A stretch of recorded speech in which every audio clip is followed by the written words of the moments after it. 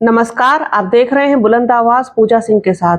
दोस्तों, चुनाव आयोग किसी भी वक्त तारीखों का ऐलान कर सकता है। जहां तक उम्मीद की जा रही है कल तक चुनाव की तारीखों की घोषणा हो जाएगी।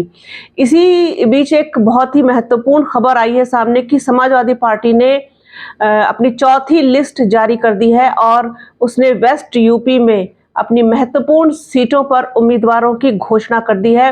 और बहुत दिलचस्प बात यह है कि एक सीट ऐसी है जिस पर ये कयास लगाए जा रहे थे और एक व्यक्ति बहुत इस पर उम्मीद लगाए बैठा था कि ये सीट उनके खाते में जाएगी, लेकिन ऐसा नहीं हुआ। और वो व्यक्ति हैं चंद्रशेखर आजाद उर्फ रावण, क्योंकि समाजवादी पार्टी के साथ गठबंधन में थे 2022 में और जयंत चौधरी के साथ थे, अखिलेश यादव के साथ थे।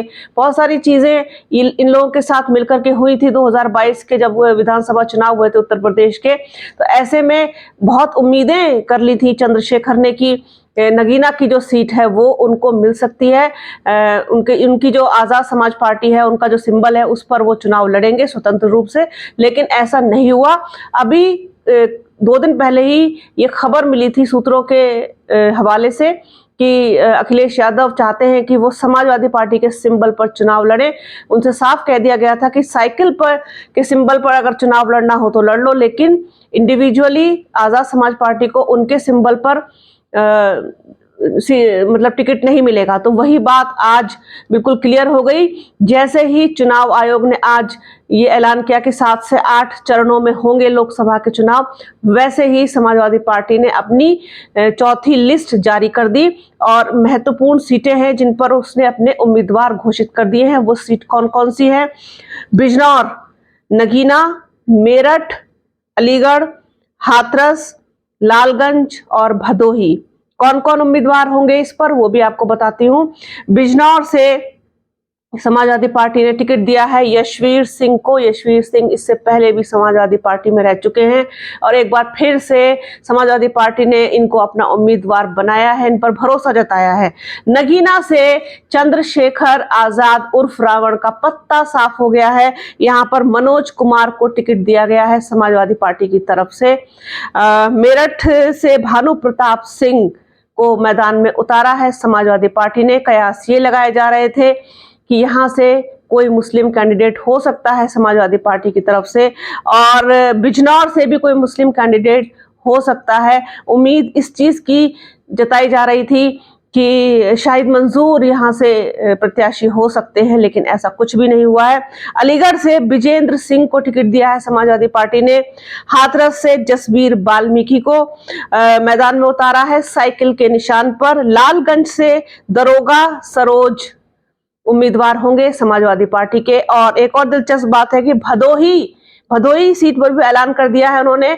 ये सीट गई है तृणमूल कांग्रेस के खाते में। जैसा कि आपको पता है कि टीएमसी भी इंडिया अलायंस का हिस्सा है, तो उन्होंने ये भदोही की सीट उनको दी है। और इसमें सबसे दिलचस्प और रोचक बात यह है कि जिस तरीके की उम्मीद चंद्रशेखर लगाए बैठे थे नगीना के लिए अखिलेश यादव से, तो वो उनकी उम्मीदें चकनाचूर हो गई, सपना चकनाचूर हो गया कि वो गठबंधन के साथ लड़ेंगे। अब वो आजाद है अपनी आजाद समाज पार्टी के साथ लड़ने के लिए, क्योंकि उन्होंने जिस तरीके से उन्होंने हमेशा ही बीएसपी को टारगेट किया है, बसपा सुप्रीमो मायावती को और राष्ट्रीय कोऑर्डिनेटर आकाश आनंद तो उन्हें अपनी राह का सबसे बड़ा कांटा दिखाई देते हैं। इसमें कोई कहने में मुझे गुरेज नहीं है, क्योंकि वो कई बार इस तरीके के बयान दे चुके हैं कि चांदी का चम्मच लेकर के पैदा हुए हैं और एक विदेश से पढ़ करके आया और उसको तुरंत आपने सारी चीजें सौंप दी, और ये सब तो बड़ा उनको दर्द होता है इन सब चीजों के लिए। खैर, ये उनकी अपनी सोच है, अपनी उनकी वो कि किस तरीके से वो सब लोगों के लिए अपने विचार रखते हैं। ये वो कैसा भी चाहे सोच सकते हैं, इसके लिए वो स्वतंत्र हैं। लेकिन राजनीति में गठबंधन में अखिलेश यादव उसका बिल्कुल भी उस तरीके से रिजल्ट नहीं आया। उनका साथ छोड़ते हुए दिखाई दिए अखिलेश यादव। और एक और दिलचस्प बात कि आपने ये 7 सीटें देख ली, 7 में से अगर एक निकालते हैं भदोही तो 6 सीटें, 6 में से किसी पर भी मुस्लिम कैंडिडेट नहीं है। अखिलेश यादव को कितना परहेज है मुस्लिम कैंडिडेट बनाने से या मुस्लिम से ये सबको पता है, क्योंकि वो नमाज को नमाज तक नहीं कह सकते हैं, नमाज को प्रार्थना कहते हैं, कि प्रार्थनाओं पर प्रहार उचित नहीं है। नमाजियों पर जिस तरीके से लात चलाई थी दिल्ली पुलिस ने, जिस तरीके से उनको बेइज्जत किया था, उस पर वो खुलकर भी नहीं बोलते। उनको नमाज से परहेज है, उनको मुस्लिम से परहेज है। जब वो अपने पीडीए की बात करते हैं तो वो अल्पसंख्यक कहते हैं, ना कि मुस्लिम। उनको परहेज है इन सब चीजों से। खैर ये एक अलग टॉपिक है, अलग सब्जेक्ट है, इस पर फिर किसी दिन बात करेंगे। लेकिन ये मिशन 2024 का जो महासंग्राम है, इसमें किस तरीके से रोज नई चीजें चौंकाने वाली हो रही हैं, ये बड़ा दिलचस्प है। एक छोटी सी खबर थी कि आपको बताई जाए कि चंद्रशेखर आजाद उर्फ रावण का गठबंधन से पत्ता साफ हो गया है। उनका अब कोई इसमें बचा नहीं है कि नगीना से वो उम्मीदवार होंगे। अब वो स्वतंत्र है, चाहे जहां से लड़ सकते हैं। तो ये एक चीज थी, सोचा दर्शकों के साथ को शेयर किया जाए। बने रहिए बुलंद आवाज के साथ, हमारे चैनल को लाइक कीजिए, शेयर कीजिए, सब्सक्राइब कीजिए, बेल आइकन जरूर दबाइएगा। अपना और अपनों का बहुत ख्याल रखिए। जल्द मिलूंगी आपसे एक नए वीडियो में, एक नए मुद्दे के साथ, एक नई खबर के साथ, और चुनाव से संबंधित सारी खबरें टाइम टू टाइम आपको देते रहेंगे। तो अपना और अपनों का बहुत ख्याल रखिए। तब तक के लिए जय हिंद।